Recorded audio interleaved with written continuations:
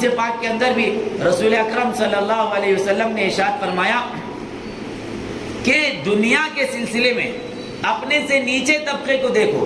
جب ہم دنیا کے سلسلے میں اپنے سے نیچے لوگوں کو دیکھیں گے تو پھر جو نعمت اللہ نے ہم کو دے رکھی ہے اس پر اللہ کا شکر ادا کریں گے کہ ہمارے پاس اتنا تو ہے، فلاں کے پاس یہ بھی نہیں ہے. اور آخرت کے سلسلے میں اپنے سے اوپر کو دیکھو.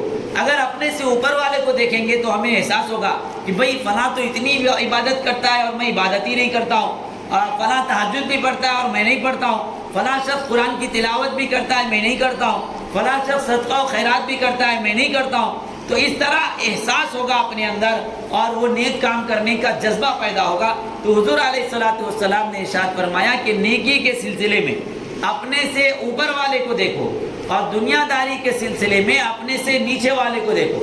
ہم یہ کرتے ہیں کہ دنیا داری میں اپنے سے اوپر والے کو دیکھتے ہیں کہ بھئی فلاں کے پاس اتنا ہے، اور دینداری میں اپنے سے نیچے والوں کو دیکھتے ہیں. اس کا نقصان یہ ہوتا ہے کہ ہم اللہ کے ناشکرے بن جاتے ہیں. جب ہم اپنے سے اوپر والے کو دیکھیں گے تو ہم سوچیں گے ارے اس کو تو اتنی نعمتیں اللہ نے دے رکھی ہے، ذاتی مکان ہے، ذاتی گھر ہے، ذاتی جو ہے اس کے پاس جو ہے کار ہے، ذاتی گاڑیاں ہیں اور خادم ہیں، آرام سے زندگی گزار رہا ہے، اور ایک میں ہوں کہ میرے پاس کچھ نہیں ہے. تو اس طرح ہم اللہ کے ناشکرے بن جائیں گے. حالانکہ ہر انسان کے اوپر اللہ کی بے شمار نعمتیں ہیں. اگر کچھ نہیں تو کم سے کم جو اللہ نے آپ کو صحت عطا کی ہے اس کی کوئی قیمت نہیں ہے دنیا کے اندر، کوئی اس کی قیمت نہیں لگا سکتا. آپ کے آنکھ سلامت ہے، آپ دیکھ سکتے ہیں، دل و دماغ آپ کا کام کر رہا ہے، ہاتھ پیر آپ کے کام کر رہے ہیں، زبان آپ کی کام کر رہی ہے، اور بلا تکلف کے بلا تکلیف کے آپ چل پھر رہے ہیں، بول رہے ہیں. یہ وہ نعمت ہے کہ اگر ان نعمتوں میں سے کوئی ایک نعمت بھی اگر آپ کی چھین جائے، لاکھوں کروڑوں لگا کر آپ وہ نعمت حاصل کرنے کے لیے لگا دیں گے. تو اللہ نے فری میں ہم کو یہ نعمت دی ہے. ہم ان نعمتوں کے باوجود کسی کے خارجی چیزوں کو کہ فلاں کو اتنا پیسہ ہے، فلاں کے پاس اتنا مکان ہے، فلاں کے پاس اتنی جائیداد ہے، اس کو دیکھ کر اگر ہم ناشکری میں مبتلا ہو جائے تو ہم سے بڑا ناشکرہ کون ہوگا؟ یہ جو نعمتیں اللہ نے دی ہے اس کا شکرانہ کب ادا کریں گے؟ بزرگ فرماتے ہیں، علماء فرماتے ہیں کہ ہر سانس میں انسان اگر اللہ کا شکر ادا کرے تب بھی اللہ کا شکر ادا نہیں کر سکتا، سانس لینے کا شکر ادا نہیں کر سکتا. کیونکہ جب ہم سانس لیتے ہیں تو ایک نعمت سانس لینے کی ہے اور ایک نعمت سانس چھوڑنے کی ہے. سانس اندر جانا بھی نعمت ہے، باہر آنا بھی نعمت ہے. تو اگر ہر سانس پر ایک بار آپ اللہ کی تعریف کرتے ہیں تو یہ تو صرف اندر جانے کی تعریف ہوئی. جو آپ سانس چھوڑ رہے ہیں اس کا شکرانہ کہاں ادا کریں گے؟ تو اللہ کی ایک نعمت کا شکرانہ بھی ہم ادا نہیں کر سکتے. بے شمار نعمتیں اللہ نے دی ہے، اس کا ہم شکر کب ادا کریں گے؟ تو جب ہم اپنے سے اوپر والوں کو دیکھتے ہیں تو ہم ناشکرے بن جاتے ہیں. ہمارے دل میں یہ خیال آتا ہے کہ فلاں کے پاس اتنا ہے اور میرے پاس کچھ بھی نہیں. اس لیے حدیث پاک میں آیا کہ اپنے سے نیچے والوں کو دیکھو دنیا داری میں، اور عبادت کے سلسلے میں اپنے سے اوپر والوں کو دیکھو. ہم یہ کرتے ہیں کہ عبادت کے سلسلے میں اپنے سے نیچے والوں کو دیکھتے ہیں اور مطمئن ہو جاتے ہیں، ارے میں تو 5 وقت کی نماز پڑھ رہا ہوں، ارے انہیں نماز ہی نہیں پڑھتا، چبوترے پہ بیٹھے ہوا رہتا. تو دوسرے کی غیبت کرتے رہتے ہیں. اپنے 5 وقت کی نماز پر آپ کو غرور آ گیا اور اپنے 5 وقت کی نماز پر آپ جو ہے اپنے آپ کو سمجھ لیے کہ بھائی پورے معاشرے میں سب سے نیک اگر ہے تو وہ میں ہی ہوں کیونکہ میں 5 وقت کی نماز پڑھتا ہوں. یہ خیالات اور یہ غرور شیطان ہمارے دل میں ڈالتا ہے. یہ اس وجہ سے ڈالتا ہے کہ ہم نیکی کے سلسلے میں اپنے سے نیچوں کو دیکھتے ہیں. ہم دیکھتے ہیں کہ بھائی وہ شخص تو نماز ہی نہیں پڑھ رہا، وہ شخص تو جو ہے اللہ کی نافرمانی کر رہا ہے، میں تو کم سے کم نماز پڑھ رہا ہوں. تو اپنی نماز پر آپ مطمئن ہو کر رہ جائیں گے اور آپ یہ سوچیں گے کہ میں بہت بڑا عبادت گزار ہوں اور بہت بڑا نیک انسان ہوں. اس لیے حضور علیہ السلام نے ارشاد فرمایا کہ اپنے سے اوپر کو دیکھو عبادت کے سلسلے میں. جب اپنے سے اوپر کو دیکھیں گے تو ہم سوچیں گے ارے فلاں شخص تہجد بھی پڑھتا ہے، میں تو صرف نماز پڑھ رہا ہوں، میرا کیا کمال ہے. آپ کے اندر دل کے اندر شوق آئے گا کہ میں بھی تہجد پڑھوں. آپ دیکھیں گے کہ فلاں شخص جو ہے پورا 1 مہینے میں قرآن ختم کر دیتا ہے اور میرا تو سال گزر جاتا ہے قرآن ہی ختم نہیں ہوتا. رمضان میں قرآن کو کھول کے دیکھے تو پھر دوبارہ رمضان میں ہی کھول کے دیکھتے. ہمارا معاملہ تو یہ ہے. تو اس طرح اگر ہم اپنے اوپر والوں کو دیکھیں گے تو عبادت کے سلسلے میں ہمارے اندر بھی شوق آئے گا، ہمارے اندر بھی جذبہ آئے گا کہ میں بھی آگے بڑھوں. حضرت جو ہے عبداللہ ابن مبارک رحمۃ اللہ علیہ بہت بڑے محدث گزرے ہیں، اور یہ فرماتے ہیں کہ میں شروع میں مالداروں کی صحبت اختیار کرتا تھا اور مالداروں کے ساتھ رہتا تھا، کیونکہ وہ خود بھی ایک بڑے تاجر تھے، تو وہ یہ سوچا کرتے تھے کہ ارے فلاں کے تو بہت زیادہ اللہ تعالیٰ اس نعمت سے نواز رکھا ہے اور ان کی تجارت میں بڑا نفع ہو رہا ہے اور میری تجارت میں اتنا زیادہ نفع نہیں ہو رہا، ان کے مقابلے میں میری تجارت جو ہے ذرا کم ہے۔ تو وہ یہ فرماتے ہیں کہ میری کوشش یہ رہتی تھی ہمیشہ کہ میں کیسے ان کے لیول پر آ جاؤں اور کیسے میں ان سے آگے بڑھ جاؤں، یہ کوشش رہتی تھی، اور ہمیشہ میں پریشان رہتا تھا کہ میں پیچھے کیوں ہوں، میں بھی تاجر ہوں، وہ بھی تاجر ہے، اس کو بہت زیادہ نفع ہو رہا ہے اور وہ تاجر بہت آگے نکل رہا ہے، میں آگے نہیں نکل پا رہا ہوں۔ تو اس طرح میں ہمیشہ پریشان رہا کرتا تھا۔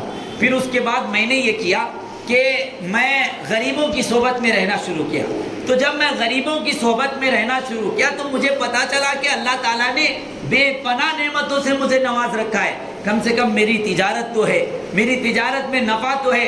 اللہ کے بہت سارے بندے ایسے ہیں جن کے پاس تجارت ہی نہیں ہے، اللہ کے بہت سارے بندے ایسے ہیں جن کی ضرورتیں بھی پوری نہیں ہو رہی، کم سے کم میری ضرورت تو پوری ہو رہی ہے، کم سے کم میرے پاس تجارت تو ہے، کم سے کم میرے پاس نقصان تو نہیں ہو رہا۔ تو میں جب اپنے سے نیچے لوگوں کے ساتھ رہنا شروع کیا، غریبوں کی صحبت میں رہنا شروع کیا، تو پھر مجھے معلوم ہوا کہ اللہ تعالیٰ نے کتنی نعمتوں سے مجھے نواز رکھا ہے۔ ایک اللہ والے راستے سے گزر رہے تھے، انہوں نے اور گرم راستہ تھا، ان کے پیر میں جو ہے چپل نہیں تھی، تو انہوں نے سوچا کہ یہ زندگی بھی کیا زندگی ہے کہ پہننے کے لیے چپل تک میرے پاس نہیں ہے، ایسی زندگی سے بہتر یہ کہ میں زندہ نہ رہتا۔ اور اسی خیال میں وہ جا رہے ہیں، پاؤں ان کے جل رہے ہیں، اور انہوں نے سوچا کہ کیا پریشانی والی زندگی ہے۔ اچانک سے دیکھا کہ ایک شخص سامنے سے آ رہا ہے رینگتے ہوئے، جس کے پاؤں ہی نہیں ہیں۔ فوراً انہوں نے اللہ کا شکر ادا کیا اور انہوں نے سوچا کہ کم سے کم میرے پاس پاؤں تو ہے، میں چل کے تو جا سکتا ہوں، وہ شخص چل بھی نہیں سکتا۔ تو اس طرح اگر دنیا کے اندر، دنیا کے سلسلے میں ہم اپنے سے نیچے والے کو دیکھیں گے تو پھر ہم اللہ کے شکر گزار بندے بن جائیں گے۔ جو نعمت ہمارے پاس ہوگی اس پر ہم اللہ کا شکر ادا کریں گے کہ اللہ تعالیٰ میں تو اس قابل بھی نہیں تھا، آپ نے اپنے فضل سے یہ نعمت عطا کیا۔ اس لیے حضور صلی اللہ علیہ وسلم نے ارشاد فرمایا کہ دنیا کے سلسلے میں اپنے سے نیچے والوں کو دیکھو اور دین کے سلسلے میں اپنے سے اوپر والوں کو دیکھو، ورنہ تو انسان کی خواہشیں ایسی کہ ہزاروں خواہشیں ایسی کہ ہر خواہش پہ دم نکلے، بڑے نکلے میرے ارماں مگر پھر بھی کم نکلے۔ یعنی جتنے بھی ارماں آپ پورے کرتے جائیں گے، ایک خواہش پوری کریں گے، دو خواہش اور پیدا ہو جائے گی۔ حدیث پاک میں آتا ہے لو کان لابن آدم وادیا من ذهب لاحب ان یکون وادیان، کہ اگر ابن آدم یعنی انسان کے پاس سونے کا ایک وادی ہو جائے، وادی کہتے ہیں کہ دو پہاڑ کے بیچ میں جو علاقہ ہوتا ہے وہ علاقے کو وادی کہتے ہیں، یعنی ایک بڑا علاقہ ہوتا ہے، اس علاقے کو وادی کہتے ہیں۔ حضور علیہ الصلوۃ والسلام یہ ارشاد فرما رہے ہیں کہ دو پہاڑ کے بیچ میں جو جگہ ہے وہ جگہ بھر کے اگر ایک انسان کو سونا مل جائے تو وہ یہ سوچے گا کہ کاش ایک اور ایسا وادی ہو جاتا تو بڑا مزہ آ جاتا۔ یعنی انسان کی خواہشیں پوری ہو ہی نہیں سکتی۔ حضور علیہ الصلوۃ والسلام نے ارشاد فرمایا کہ دو بھوکے ایسے ہیں کہ لا یشبعان، دو بھوکے ایسے ہیں جو سیراب ہی نہیں ہوتے۔ ایک تو وہ جو دنیا کا طلبگار ہو، جو دنیا کا بھوکا ہو وہ سیراب نہیں ہوتا، اور ایک وہ جو علم کا بھوکا ہو وہ سیراب نہیں ہوتا۔ اس کو کتنا بھی علم حاصل ہو جائے وہ سوچتا ہے اور علم حاصل ہو جائے۔ اسی طریقے سے جو دنیا کا بھوکا ہوتا ہے، دنیا طلب کرنے والا ہوتا ہے، اس کا پیٹ بھر ہی نہیں سکتا، اس کا پیٹ اگر بھرے گا تو وہ مٹی میں جانے پر بھرے گا۔ تو اس لیے علماء دین یہ فرماتے ہیں کہ اگر آپ کی زندگی اس طرح گزر رہی ہے کہ آپ کی ضرورتیں پوری ہو رہی ہیں اور آپ کسی کے محتاج نہیں ہیں تو یہ سمجھیے کہ آپ کی زندگی سب سے خوشگوار گزر رہی ہے۔ ورنہ تو دنیا کے اندر تو بادشاہوں کی بھی خواہشیں پوری نہیں ہوتی ہے، جس کے پاس پورا ملک ہوتا ہے، جس کے پاس پوری فوج ہوتی ہے اور جس کا پورا رعایا ہے، اس کی خواہشیں بھی پوری نہیں ہوتی ہے۔ تو خواہشیں بادشاہوں کی بھی پوری نہیں ہوتی ہے۔ البتہ ضروریات جو انسان کا لازمی یعنی کھانا پینا ہے، پہننا ہے، رہنا سہنا ہے، اگر آپ کی ضروریات پوری ہو رہی ہیں اور آپ کسی کے محتاج نہیں ہیں تو آپ اللہ کا شکر ادا کیجئے کہ آپ کی زندگی خوشگوار زندگی گزر رہی ہے۔ ورنہ خواہشیں کسی کی پوری نہیں ہوتی، خواہشوں کو پورا کرنے کے لیے اللہ تعالیٰ نے جنت بنائی ہے.